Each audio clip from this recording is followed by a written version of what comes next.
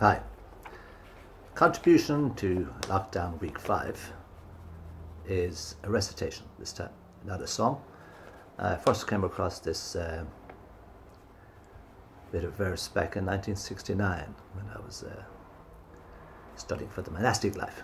And I got this book. I think it was sent it to me by some of my brothers in England. Anyway, this little recitation is called The Farting Contest. I hope you like it. Please don't take offence. It is all done in tongue-in-cheek and in best possible taste. If you like it, share it, pass it on.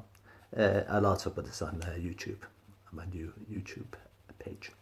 Okay, I'm going to start off, because it's been such a long time since I read it. I've actually written it out, so I should be reading it today for you. So here it goes. It's called The Farting Contest. I'll tell you a tale that is sure to please, of a great farting contest on Stockton-on-Tees, where all the best farters parade on the field to compete for some cups in various shields.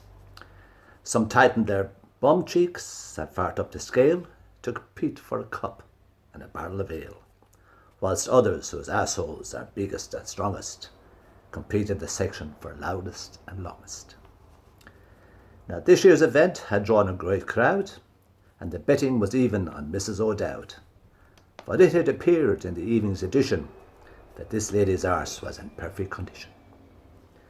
Now old Mrs. Jones had a perfect backside, half a forest of hairs and a wart on each side, and she fancied her chances of winning with ease, having trained on a diet of cabbage and peas. The vicar arrived and he ascended the stand and began to address this remarkable band. The rules of this contest are shown in the bills. We have strictly forbidden all injections and pills. Miss Bingle arrived amidst roars of applause and promptly proceeded to pull down her drawers.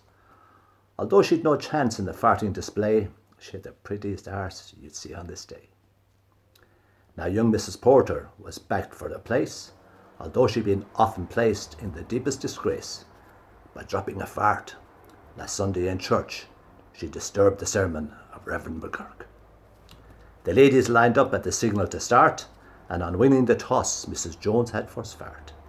The people around stood in silence and wonder as the forecast announced gale warnings and thunder. Now Mrs. O'Dowd reckoned nothing of this. She had trained on weak tea and was full wind and piss. She took up her place with her arse open wide, but unfortunately shit was disqualified. Now young Mrs. Porter was called to the front and started by doing a wonderful stunt. She took a deep breath and clinched both her hands, and she blew off the roof of the popular stand. That left Miss Bingle, who shyly appeared, and smiled at the clergy who lustfully cheered. Although it was reckoned her chances were small, she ran out the winner, out farting them all. With hands on her hips, she stood farting alone. The crowd was amazed at the sweetness and tone, and the clergy agreed without hindrance and pause. First prize, Miss Bingle, now pull up your drawers. With the muscles well toned and legs full apart, she started a final and glorious fart.